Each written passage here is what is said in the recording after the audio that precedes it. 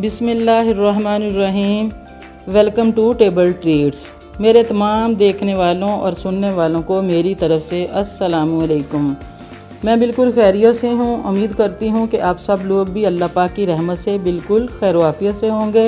अल्लाह पाक आप सबको अपनी रहमत के साए तले रखे, आमीन। तो आज हम बनाने जा रहे हैं दूध दुलारी। दूध दुलारी के लिए जो चीज़ें हमें रिक्वायर्ड हैं वो चीज़ें इस वक्त हमारे पास मौजूद हैं। इसमें हमारे पास है 1 kg दूध है, फुल क्रीम दूध है। 1 पैक जो है ये मिल्क पैक है, क्योंकि दूध आजकल बस ऐसे ही होता है, इतना मज़े का नहीं होता, तो मैंने एक मिल्क पैक ले लिया इसमें डालने के लिए। ये एक क्रीम का पैक है। इसके बाद हमारे पास ये शुगर होगी 3 चम्मच। शुगर आप अपने टेस्ट के मुताबिक भी ले सकते हैं, क्योंकि इसमें सारी चीज़ें बहुत ही ज़्यादा मीठी मीठी हैं, तो इस वजह से मैंने शुगर कम ली है। ये 3 किस्म की हमारे पास जेली आ गई। ये मैंने पहले ही बना के रख ली थी, क्योंकि ये तो हर कोई बना सकता है। ये हमारे पास कस्टर्ड पाउडर है। कस्टर्ड पाउडर जो है वो मैंने स्ट्रॉबेरी का लिया है। ये हमारे पास ड्राई फ्रूट्स हैं, इसमें बादाम हैं, काजू हैं और पिस्ता है। ये हमारे पास कलरफुल मज़ेदार चमचम हैं। ये मैंगो हो गया, एप्पल हो गया, इसमें आप बनाना भी डाल सकते हैं। फ्रूट्स का जैसे आप अपनी ख्वाहिश के मुताबिक डाल सकते हैं। ये कॉकटेल हैं। और ये हमारे पास होगी सब्ज़ इलायची, ये होगी रंगीन सवैयाँ, और ये ग्रेप्स हो गए। अगर आप चाहें तो इसमें रेड ग्रेप्स भी डाल सकते हैं। रेड ग्रेप्स दिखने में बहुत अच्छे लगते हैं, लेकिन मेरे पास यही थे तो मैंने यही ले लिए। तो आइए अब हम अपनी वीडियो स्टार्ट करते हैं। तो अब हमने दूध जो है एक पॉट में डाल लिया है। दूध गर्म हो रहा है, इसकी फ्लेम ऑन कर दी है। अब हम इसमें इलायची डाल देंगे। दूध गर्म होने तक इसका इंतज़ार करते हैं, फिर इसमें हम सवैयाँ ऐड करेंगे। हमारा पकने लग गया है और मैंने इसमें मिल्क पैक भी ऐड कर दिया था। ये देखें दूध अच्छी तरह पक रहा है। अब हम इसमें शुगर में मिला देते हैं और अब हम इसमें सवैयाँ भी डाल देंगे।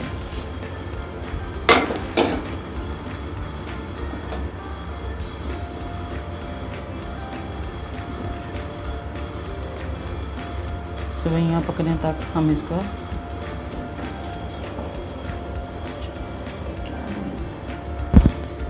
अब देखें सवैयाँ हमारी अच्छी तरह पक चुकी हैं, यानी ये गल गई हैं। अब हम इसमें कस्टर्ड पाउडर मिक्स करते हैं। इसका मैंने थोड़ा सा दूध डाल के मिक्सचर बना लिया है। थोड़ा थोड़ा करके इसको डालेंगे ताकि इसके अंदर इसके अच्छी तरह ये हल हो जाए।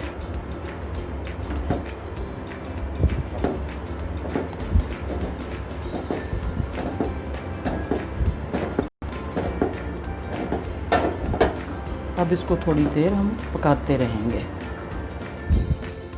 ये देखें अब ये बिल्कुल सही तौर पे पक चुका है। कस्टर्ड डाला था, मैं मुसलसल इसमें चम्मच चलाती रही हूँ ताकि इसमें गुठलियाँ ना बनने पाएँ। ये बिल्कुल अब सही, यानी कि जितना हमें थिक चाहिए ये उस पोजीशन में आ गया है। अब हम इसमें क्रीम ऐड कर देते हैं।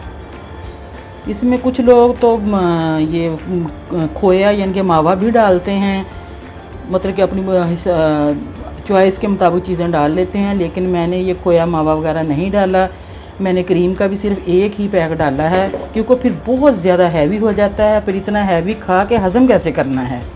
तो अब ये बन गया। अब हम इसको ठंडा होने के लिए रख देंगे।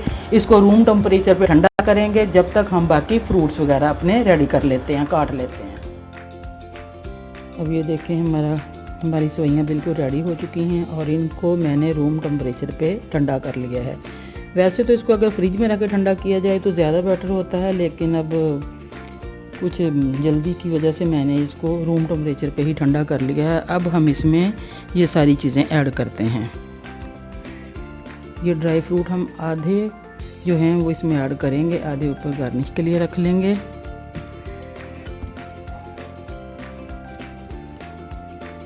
ये अब हम चमचम इसमें डाल लिए। ये कॉकटेल जो है ये इसको सिरप समेत डालेंगे, इससे इसका टेस्ट बहुत अच्छा आता है।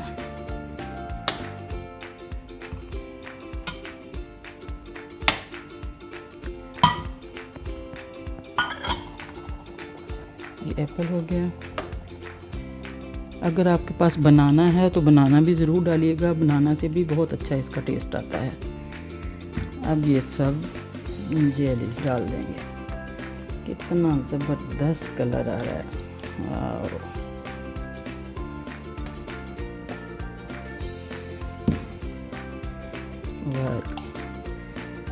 جس نے بھی اس کا نام رکھا ہے دودھ جلالی، بڑا زبردست رکھا ہے.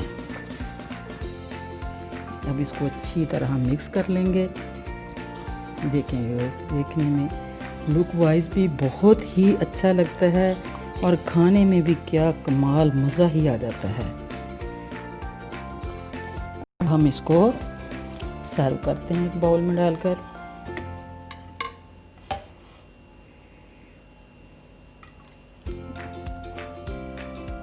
ایک باؤل میں ڈال کر پھر ہم اس کو فریج میں رکھ دیں گے.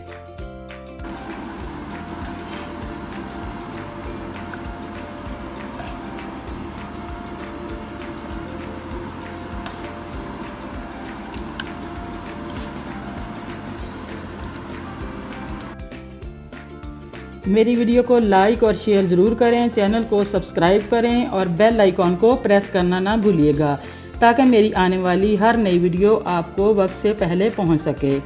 تو آئیے ویڈیو کا اختتام کرتے ہیں ایک اچھی بات کے ساتھ. انسان کو اچھی سوچ پہ وہ انعام ملتا ہے جو اسے اچھے اعمال پہ نہیں ملتا، کیونکہ سوچ میں دکھاوا نہیں ہوتا.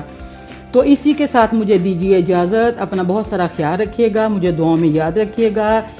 اللہ حافظ، اللہ نگہبان.